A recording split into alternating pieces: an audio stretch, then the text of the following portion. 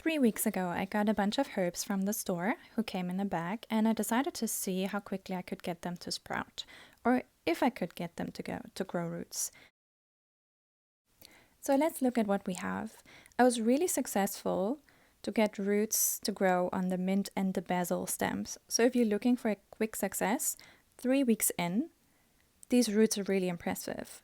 Those stems are ready to go out and to be planted. So thumbs up for propagating basil and mint. Next up is oregano. And I found this one was also pretty easy and successful. You can see those beautiful roots that came up. Then onto the thyme. That, like 0 results. So still waiting on that one.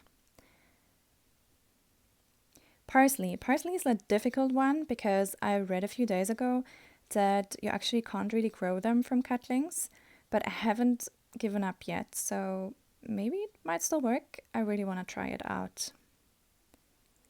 Then sage. Unfortunately, the leaves I got had very, very short stems, so I had no luck with the sponge yet. They have very short stems.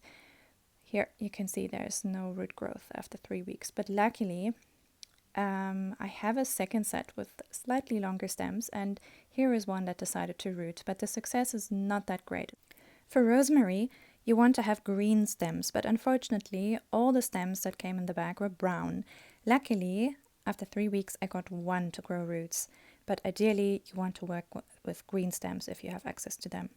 The long-term goal of surplus herbs is to dry them for storage and to use them to spice your dishes.